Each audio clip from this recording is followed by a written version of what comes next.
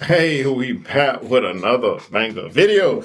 You know what I'm saying? So I haven't watched this one, but I just thought the title was interesting. You know what I'm saying? The time I took mushrooms and buddy, life was never the same again. You know what I'm saying? Like honestly, like I'm not I don't know if I can say it this early in the video, but a UGG user. Y'all know what I'm saying? UGG, put it together. I've never been that, but I have, chiefed a little, green. You feel what I'm saying? But the green, it kind of, like, I just didn't like some of the things. It made me eat a lot of sweets and stuff, and I don't like eating sweets. But if I went and got some green, bruh, I eat like 4 boxes of honey buns, and I'm like, I can't be doing this because it ain't good for my health.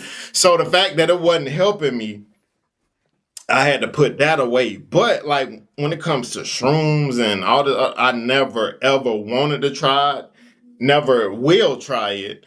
And you know what I'm saying? Because I've heard many stories like this. I ain't trying to talk to no dead relatives and all of that. I feel like stuff like this opens up portals. You know what I'm saying? But I ain't gonna hold y'all for too long. Y'all go grab y'all something to drink or whatnot and come and rock with your boy. Hey, happy Thanksgiving to everybody, fam. Right, let's get to the video. Every time, at that time, my friend and I took mushrooms in high school, and he went into psychosis. So, this happened when I was 17 years old. I remember I had 7 grams of mushrooms, and I was supposed to take it with a friend. That friend ended up bailing. I was at a party, and so I was pretty much asking everyone at the party, does anyone want to do some shrooms with me? I have 7 grams, so we'd each take an eighth, which at the time, I'd done shrooms a lot when I was in high school. So it was nothing to me. I thought an eighth was standard. So I'm asking around. Finally, one of my friends that I've known since we were 8 said, yeah, I'm down. And I was like, okay, great, let's do it. So we end up going back to my house. My dad and my grandmother were home. My grandma was in the guest house in the back, and we just waited till they went to sleep. So we took the mushrooms, everything's cool, and fast forward to when things started to take a turn. We were sitting on a futon I had in my room, and we're just talking. I'm sitting here, he's sitting here, and we're facing each other, and he's like, George, I'm a piece of shit. My life is horrible, and I'm a piece of shit. And I remember saying, Brent, no, dude, you're good. Like, life is good. You're a good friend. Everything is okay. And then he looks at me, pauses, and then he lunges at me to kiss me. And I remember I ducked. So shrooms made this man fruity? I definitely ain't doing none of them. I ain't touching them. You hear me? What's up with y'all doing shrooms, bro? This way y'all doing it? Nah, bro. And here's the futon. Here's my bed. Or no, whatever. Here's the futon. Here's my bed. I duck him and like jump on the bed, and I try to laugh it off. I'm like, what was that, dude? And then this was when everything was just done. He just starts laughing and says no words. I don't know what happened, but at that point he went like nonverbal. It was just words, no sentences, no complete sentences. Then he starts just marching around my room. I had a bed kind of on the floor. He's just marching on my bed, all around things, and then he tries to go out to the main house from my bedroom. And I, like I said, my dad was home asleep. My grandma was in the guest house. I have to stop him. So I'm like, dude, no, we can't go out there. We're going to wake up everyone. I was like, let's go outside. Let's chill. And he starts kind of freaking out. So I have to grab him. So I grab him, hold him to try and restrain him. And he scratches my arm. And I was like, damn, okay. So go outside. Let's chill. let's go out to nature. Everything's okay. And so my window led to the side yard. So I opened the window and I'm like, all right, dude, let's just go outside. He's in front of me going outside. And as he's like going out the window, he turns to me and he's like, you're trying to trick me. And that was like the first time he spoke a sentence in a while. And I was like, dude, no, I'm not. Like, let's go outside. Everything's okay. He's like, no, you're tricking me. And then he freaks out, and then I'll go outside. And so he goes outside. And at this point, and mind you, I'm also on a full 1/8 of mushrooms at this time. And so I'm kind of panicking on what to do. So I needed a second. I closed the window, and look, in retrospect, I'm like, damn, it looked like I was trying to trick him. But I was not. I was planning to go outside with him. But in that moment, I needed a second. And again, this was high school. I was 17. This was a long time ago. I'm 36 now. I'm also sober. 11 years December. That's a good thing. Different life. Anyways.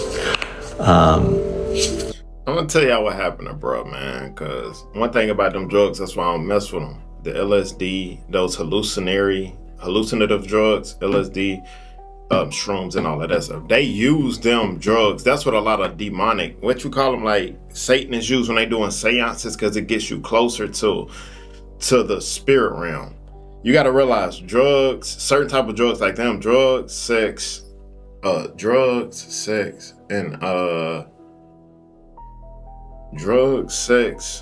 and it's one more thing. I know drugs and sex for sure. Now, when you combine the two, immoral sex is what I'm talking about. I'm not talking about sex between a husband and a wife, but I'm talking about just immoral sex. That's why it's one movie. It's called The Possession of. I forget the name. It's called The Possession of something. And in the scene where the guy was trying to conjure up the spirit, it's funny. It's like they put him down. They put him on a whole bunch of LSD. And then they started having sex right in front of them. Why they do that? Because that's an environment that is more conducive for the devil. He feels comfortable in that environment. That's why they did it, to invite him in. That kind of makes you think, right? What rappers rap about? Money, sex, drugs. It makes you think who they serve. What are they trying to do? But yeah, I just thought I'd say that. So he is now outside. I'm inside trying to figure out what to do. And as I'm trying to figure out what to do, all of a sudden I hear him banging on my grandma's window in the guest house. Just straight banging on the window, screaming like a goddamn banshee. So at that point I knew I had to do something. So I remember a little walk of shame to my dad's bedroom, and it was maybe like 2 a.m. and I just knock on my dad's door. I say, Dad, I don't know how to tell you this, but Brent is somewhere outside tripping on mushrooms. So my dad just kind of stands there and he goes, okay, let's go get him. And so we go outside. We try to find him. He's naked by the pool. And so my dad says, go get him. And I'm like, okay. So I go up to him. I'm like, dude, do you not see? My dad's outside. My grandma's right there. You're naked. And he just looked at me dead in the eyes and said, what's a penis? And I said, okay, I don't know what to do. So I go back to my dad and I said, hey, he just asked me what a penis was. I don't think he's here. So my dad said, okay, go call his parents. This was, I think, 2007, so we had home phones. And he's like, go to the caller ID and find the number. So I go to the phone and I find the home phone and I'm scrolling through the numbers trying to find the parents' number because I knew they had called or something. I don't remember why, but I knew his phone number wasn't there. So I'm scrolling, and it's taking forever to find this number. And then my dad comes in and he's like, George, what are you doing? What's taking so long? I'm like, I'm looking for the number. I can't find it. I'm scrolling and I can't find it. He grabs the phone He grabs the phone from me, only to see that there were literally 2 phone numbers in that phone call history. But because I was also tripping, it looked like a million numbers. But in reality, there were only 2 phone numbers in that call history. But I was scrolling in between those 2, just going back and forth, back and forth, back and forth between those 2, thinking I was just going through infinite numbers. And so anyways, he somehow eventually gets a hold of the parents. They come, we get a hold of him, and I'm trying to calm the parents down, saying, hey, like he just needs time. He's just on mushrooms. He will be okay. And they're just yelling, like, how do you know? He doesn't look okay. And I was just trying to, also looking back and now knowing what I know about psychedelics and psilocybin, and, they can be very useful in the right settings. People that either have some mental disorders or are bipolar or whatever, not very useful all the time. It's from what I've heard. Anyways, I was just trying to make them calm. And while I'm talking to them, my dad comes running outside and is like, I found the drugs. And I was like, what the fuck? And it was a little bag of sample rocks. I lived in Arizona. Everyone had their front yards, either rocks, it was rarely grass. And they throw little sample rocks so you buy them, whatever. But I remember just thinking, I was like, why do I feel like the only sane person right now? My dad is bringing rocks. And I was like, Dad, no, those are rocks. And anyways, they end up taking him to the hospital. And I don't remember what happened, but I just remembered I was never allowed to hang out with him again. And my dad and I stayed up for hours just talking. So I remember it ended up being pretty chill with my dad and I that night. And my dad and I have an amazing relationship now. And, my life is very different now. I'll just never forget the story. And I do want to know from my friend's perspective what that night was like. And I should maybe reach out. Because now, like I said, we were 17. I'm 36 now. But, yeah. I just always look back and think that was a very interesting night. And my poor friend, that was his first and probably only experience with psychedelics. Alright, well, that's the end of the story, but that shows you, like, sometimes some people don't come back from them trips because, like I told y'all, a lot of them drugs is very spiritual. It takes you to close to the spiritual realm, and the devil can get you. He can get your soul by doing this. He could literally, I wouldn't say get your soul, I would say possess you. That's why in that moment, he wasn't himself. He was possessed.